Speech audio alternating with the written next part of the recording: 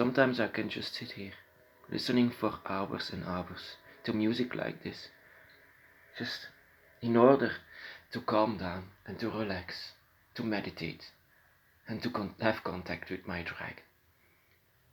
It's to me, it's always been very easy to have contact with the dragon. I mean, I fall into a state of between consciousness and unconsciousness very fast, and that is why I can meditate also very fast. I just need to relax from moment to moment. I also need to work. I also need to do stuff in my life. But when I have the time, I sit here before my altar and having contact with my dragon. I just need this from time to time.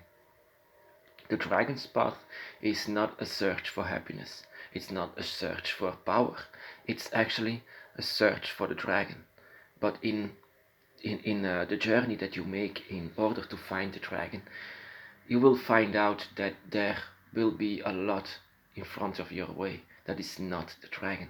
And sometimes when I sit here in front of my altar, I have to say that it's sometimes also a journey of sadness and grief, something that inside of yourself remembers from other dimensions, from places that is not this place, from things that you actually never been through and yet you remember it. That is sometimes very strange. Yeah. And sometimes actually I want to say that my path sometimes looks like a tragedy. When I reach out to the dragon and feel only a shadow through my hand from the dragon, there is something of a sense of sadness that we cannot be together in this cycle of life, that there are no gates, that there are no voids in between us. Sometimes I just wish that, sometimes actually I always want that.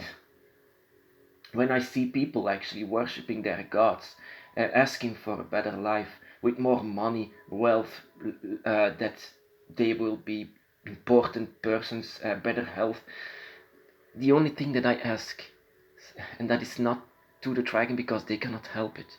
I sometimes, ask is to the dragon gods, but they already help me a lot. That we can be together even though we are so far away, yet we can still feel each other. All I ask to be both shadows so that we belong in the same dimensions and therefore are together, that we can physically touch each other. That my grief and love made me use magic, dragon magic, and made me a manipulator of nature to open up the gates and jump over the voids, even though I had to go through Leviathan's realms. But Leviathan is testing our humanity and draconic energy. And when Leviathan did this, I succeeded in the test, so I could jump over the void where he belongs. With my human fingertips, I feel the claws of the dragon on the other side, unable to touch as we would like. I had to go to the deepest pits that you can find.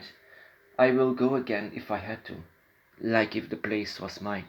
I would do everything for my dragon, to feel the dragon again, to feel the claws, to feel the skin actually that is on the other side, that is just spiritual energy. Now I actually in this time realize what love means, what love is.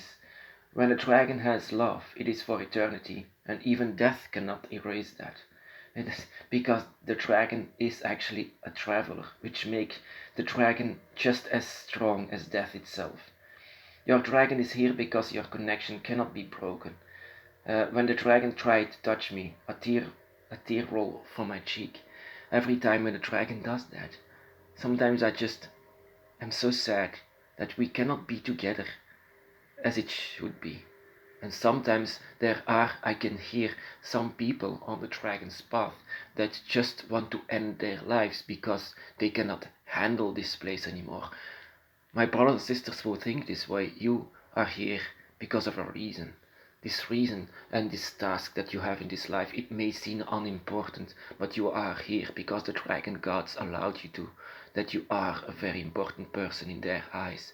So don't dishonor them with taking away a life. You should celebrate your life, that you are on the dragon's path, that you are underneath the wings, and that you still have your dragon spirit with you. That is, I want to say to all of you. So it's actually very tragic tale actually that we're gonna be together. But like I said, it's only in this life cycle. But that again makes it also very sad, because here are you on this path, on this physical realm that you are, that you cannot never see a physical dragon just before you. It always has to be feelings. It always has to be that you can see them with your eyes closed, with that you can embody whatever you are feeling, and the memories that you have to unlock, to know what your past was. And it's going to be one hell of a ride to discover who you are, my brothers and sisters. So far from each other, an ever increasing task to keep feeling the dragon. So let your and my, our sorrow that we cannot be together in this world, let it be a force that you are keep feeling, that keeps in giving the energy to the dragon, that your sadness is also a force of the dragon. So it also gives power, it also gives manipulation of nature, so also magic. Dragon magic to open up gates. We still need to do this. We're going to do this forever in order to feel our dragon and to be with the dragon. So actually, because of this manipulation that I'm doing, because I call myself a dragon witch, an unlikely dragon witch who use dark energy, there are a lot of people who call me a devil, a demon, a Satan worshipper. But what would those people worship? I mean, those people worship to get something in return. They don't love their God. I don't believe that they love their God. All the people who go to the Vatican to worship this Pope, I don't believe that these people love their God like I do with the dragon. You might you might you might hear this in my voice. I just had this encounter. That is why I make a video now, and I am actually, because of that, very sad. Um, so it's very real sometimes. I'm very sorry. And yeah, so in order to get something in return, why? What would you like to in return? An eternal life? To be with your God? I mean, if I would be with the dragon, that I often sometimes call my God, even though the dragon gods are the embodiments of nature, the dragon itself,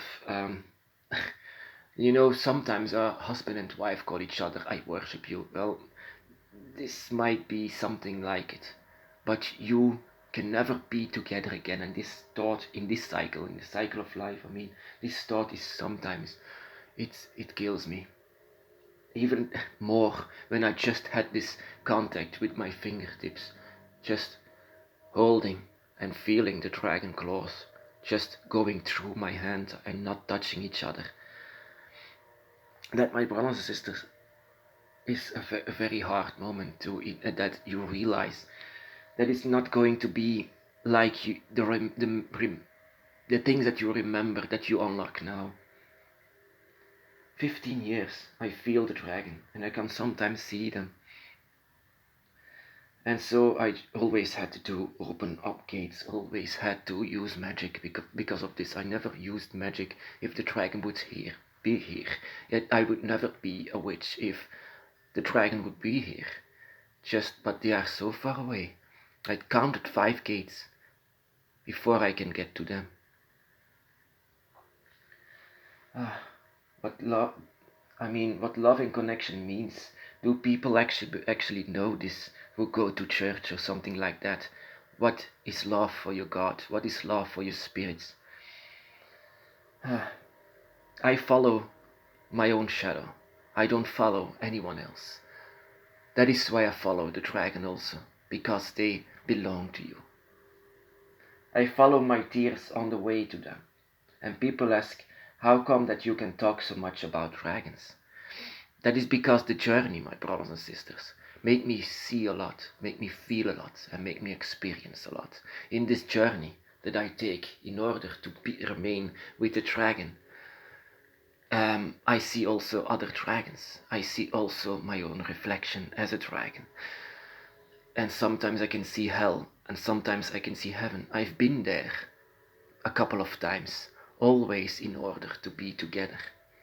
If you do something like that for your spirits, for your deities, for your gods, then I would believe you that you are worshipping them for no selfish reason, just because you feel it and you want to keep feeling it.